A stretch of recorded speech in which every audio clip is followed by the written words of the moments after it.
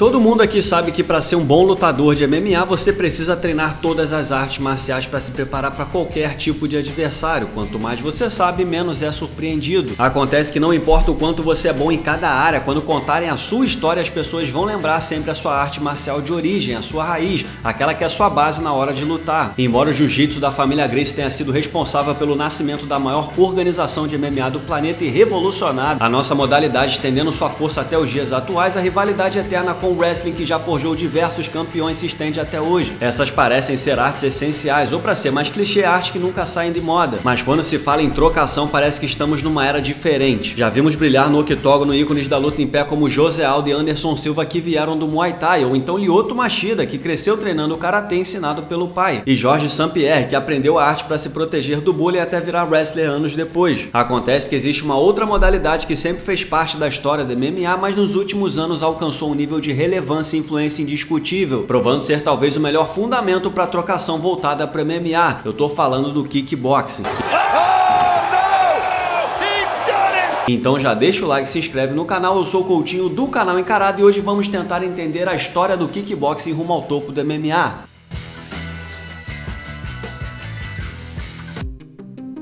Se você fizer uma simples pesquisa na internet, vai descobrir que o kickboxing nasceu de uma busca de karatecas por uma luta com mais contato. O karatê era uma arte mundialmente conhecida na década de 60, mas muitos karatecas não estavam satisfeitos com o grau de contato físico das competições. Em outras palavras, eles queriam entrar na porrada de forma mais solta, buscavam algo mais parecido com o Muay Thai. Um cidadão chamado Tatsuya Yamada começou então a trabalhar numa arte chamada Karate Boxing. Ele tentou combinar o karatê com o Muay Thai, o que deu origem ao kickboxing, arte marcial que começou em 1963.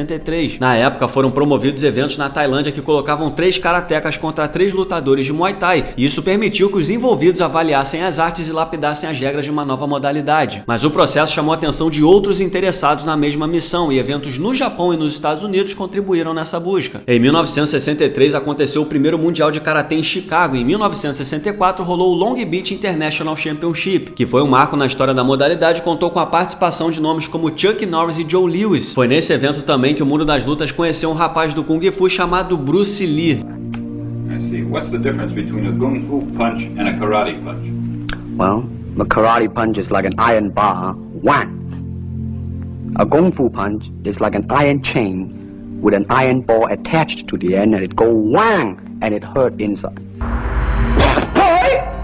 Em 1968 foi promovido o primeiro Mundial de Karatê profissional com 8 dos melhores atletas dos Estados Unidos. Joe Lewis, aluno de Bruce Lee, ficou em primeiro lugar e venceu o torneio. Os eventos continuaram acontecendo, mas em 1969 Lewis estava frustrado com as regras das competições e procurou um promotor chamado Lee Faulkner para fazer parte de um torneio novo, já que ele havia decidido se aposentar das lutas decididas via pontuação e queria lutar até o nocaute, queria fazer o que ele chamava de luta de verdade. Eles decidiram então chamar esse esporte de Full Contact Fighting. Em janeiro de 1970, Joe Lewis e Greg Bends não foram anunciados como atleta de Full Contact Fighting, e sim como American Kickboxers. Não foi nada programado, mas o nome pegou e essa ficou registrada como a primeira luta de kickboxing realizada nos Estados Unidos. O Joe Lewis se tornou o campeão e defendeu o título 10 vezes consecutivas, entrando para a história como o pai do kickboxing moderno. O problema é que na América a modalidade enfrentou a resistência de órgãos regulatórios e acabou esfarelando um ano depois. Enquanto isso, no Japão, o kickboxing já era um esporte popular, passando 3 vezes por semana na TV aberta. A solução foi criar uma organização chamada Pro Karate Association, ou PKA. Cuidado com a pronúncia, hein? PKA presents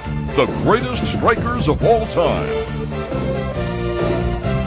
Essa liga se tornou uma forma dos kickboxers desenvolverem a arte, mas sem usar o nome da modalidade. Eram outros tempos. E prestem muita atenção, porque a partir daqui vocês vão notar a influência do kickboxing no MMA atual. O campeão dos médios do PKA foi Rick Rufus, que treinava seu kickboxing com o irmão Duke Rufus. Soa familiar pra vocês? Duke Rufus é o líder da Rufus Sport, academia localizada em Milwaukee, Estados Unidos. Lá ele ensinou o kickboxing da família ao primeiro campeão peso leve da história da UFC, James Pulver. Também treinou um dos melhores strikers de seu tempo, Anthony Showtime Pettis, além de Tyron Woodley, Paul Felder, entre outros. Depois, em 1976, surgiu a WQA, a Associação Mundial de Karatê, que dotava de um ranking organizado e profissionalizou mais a modalidade, liberando chutes baixos até então proibidos. E essa simples mudança nas regras aumentou ainda mais a popularidade do kickboxing, embora ainda continuasse sendo praticado em eventos com karatê no nome. Um dos primeiros campeões dos pesados da WQA foi Maurice Smith, que anos depois conquistou o cinturão no UFC 14, quando se tornou o primeiro homem a derrotar Mark Coleman numa zebra histórica. Já em 1978, do outro lado do planeta, nasceu a Associação Associação Holandesa de Kickboxing, que produziu lendas como Robbie Kaiman, Ernesto Rusch e Henry Ruff, que estenderam sua contribuição treinando anos depois nomes como Joanna Jedrzejczyk, Pat Barry, Tyrone Spong e até Fedor Emelianenko. Assim como aconteceu com o jiu-jitsu brasileiro, que fez com que diversos atletas ganhassem a vida ensinando a arte suave pelo mundo, muitos holandeses fizeram o mesmo movimento. Um dos mais bem-sucedidos até hoje é Henry Ruff, kickboxer holandês da época que se tornou um dos maiores treinadores de trocação do mundo. O seu trabalho segue em alta, ele foi uma das cabeças da Black Zillions e hoje comanda a parte em pé na Kill Cliff. Ele aprimorou o jogo de trocação de um batalhão de selvagens como Vitor Belfort, Rashad Evans, Anthony Johnson, Michael Chandler, Robbie Lawler, Ed Álvares, Shavkat Rakhmonov e Gilbert Durinho. A maioria desses caras veio da luta agarrada e virou um perigo na troca de mão. Agora, outro cara muito importante nessa história foi Cor Hammers, que em 1984 abriu a famosa Golden's Glory, academia holandesa que mudou a cara da trocação para o MMA. And for me that was new because I was coming from the kickboxing.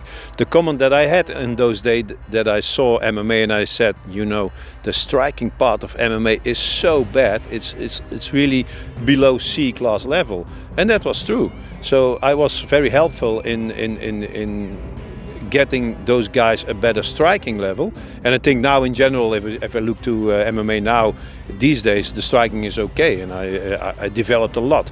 But at the beginning it was nothing, you know.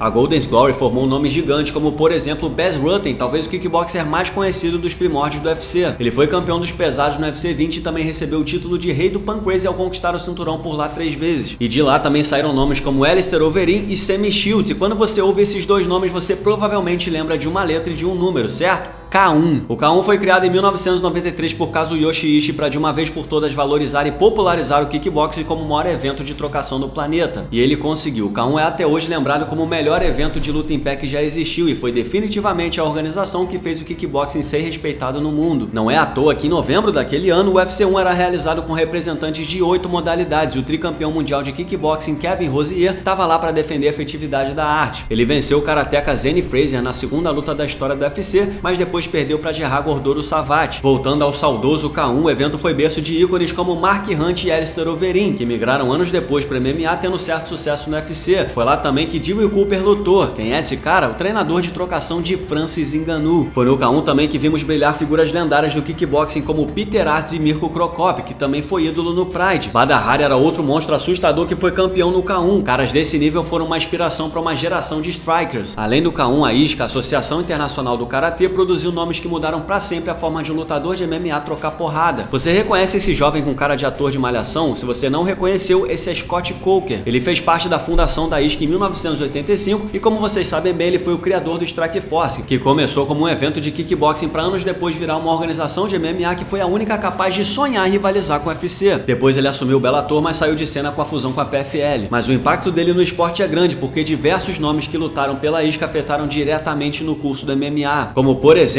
Mike Winkeljohn. Esse jovem kickboxer se tornaria anos depois ao lado de Greg Jackson responsável por afiar o jogo de nomes de peso como Holly Holmes, Carlos Condit, Donald Cerrone e o GOAT na opinião de muita gente, Johnny Bones Jones. Outro campeão da organização foi Ray Sefo, outra figurinha carimbada que anos depois virou o dono do WSOF e hoje lidera a PFL. E sabe quem mais lutava sob a supervisão de Scott Coker? Javier Mendes, ele mesmo, um dos maiores treinadores do MMA. Aliás, notem como lendas do esporte tiveram influência na modalidade no seu sucesso. Bicampeão da ISCA, Javier Mendes transformou feras do wrestling como Islam Makhachev, Daniel Cormier, Cain Velasquez e Khabib Nurmagomedov em campeões de MMA que não tinham medo de trocar golpes em pé com ninguém. E vocês nunca repararam o nome da academia? AKA American Kickboxing Academy. É um exemplo muito claro de como o kickboxing ajudou grapplers a evoluir em seu jogo de MMA. É claro que já vimos diversas vezes eras onde o wrestling se mostrou uma arte soberana, mas já parou pra pensar o que seria do jogo desses caras sem a ajuda do kickboxing? Sabe outra academia forte no mundo das lutas? A City Kickboxing na Nova Zelândia, de onde saíram astros como Alexander Volkanovski e Israel Adesanya. Eles são liderados por Eugene Berryman, outro kickboxer que adaptou sua arte para a evolução dos seus atletas. O K1 foi durante quase 2 décadas um entretenimento e tanto pro fã de lutas, mas escândalos financeiros fizeram o show perder prestígio em 2012. Um ano antes, em 2011, o WGP Kickboxing nasceu e se tornou a maior referência da modalidade em solo brasileiro, porque no cenário mundial uma nova organização de kickboxing assumiu o posto de maior evento de trocação do mundo, o Glory. Foi lá que Israel Adesanya ganhou destaque mundial para anos depois se tornar o dono do título dos médios do UFC como o primeiro campeão longevo que carregou a bandeira do kickboxing no maior evento de MMA do mundo. O nigeriano ficou mais de 3 anos no topo e depois de muitas defesas de cinturão se consolidou como o maior nome da categoria depois de Anderson Silva. A pergunta era quem seria capaz de parar aquele kickboxer intocável. Só outro kickboxer mesmo, né? Chama.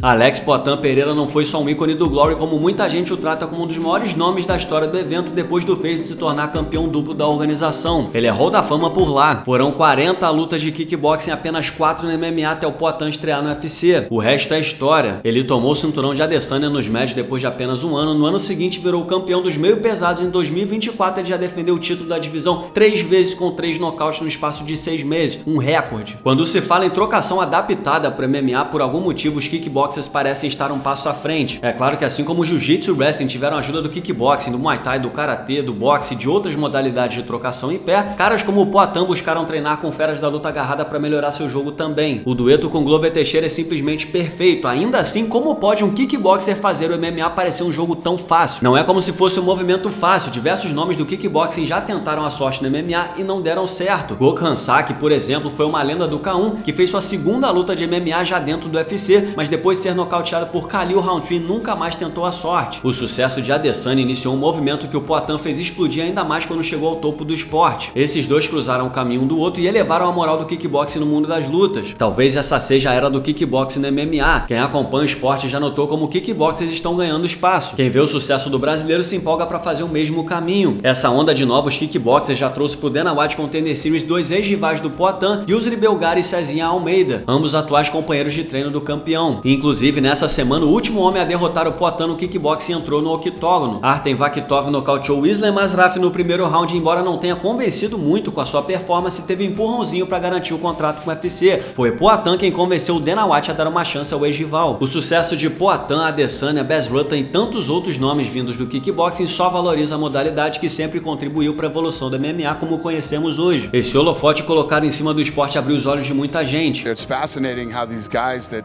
came out of this whole circuit with Israel and Alex, including them, are doing so well in the UFC. It's fascinating. Fatos curiosos. Diversos astros do MMA da atualidade e do passado já competiram no kickboxing ou praticaram. Michael Venom Page já foi campeão mundial na modalidade. O rei da violência Max Holloway, o ex-campeão dos galos Sean O'Malley e o top 5 Gold George St. Pierre, todos tiveram seu primeiro contato com a luta através do kickboxing. E Stephen Thompson, uma das maiores referências em striking do mundo, teve uma carreira invicta no kickboxing com 37-0 no amador e 20-0 no profissional. Cedric Doumbé, um dos maiores astros da PFL na atualidade, é um dos maiores nomes da história do Glory, onde foi campeão dos meio médios. Giga Chikadze é outro kickboxer que também passou pelo Glory. Joanna Jedrzejczyk também fez carreira no kickboxing antes de se tornar rainha da violência no UFC. José Aldo, cara do Muay Thai, já recrutou a lenda do K1 Andy Sauer para ajudar nos treinos na Nova União. Aí você me pergunta, por que o kickboxing parece só ter chegado no seu auge agora, ou talvez se consolidado só depois da era Adesanya, seguida da era do Poatan? Eu não sei, é difícil dizer, mas o que merece ser reconhecido é que a modalidade, de uma forma bem curiosa, ajudou a lapidar uma série de talentos no MMA e a construir uma geração de porradeiros que tornam até hoje o MMA um esporte ainda mais emocionante. E eu não poderia terminar sem dizer que esse vídeo foi inspirado e produzido com a ajuda dos amigos do MMA On Point. Quem me acompanha há muito tempo sabe que essa parceria é antiga. E aqui vai um salve pro Dog Gustavo do Vai Morrer, que me ajudou na edição desse vídeo. Sigam a página do cara no Instagram, que é diversão garantida. Não se esqueça de deixar o like nesse vídeo e se inscrever no canal Encarada para ajudar o nosso conteúdo. E siga-nos também nas redes sociais. Muito obrigado por assistir e até o próximo vídeo.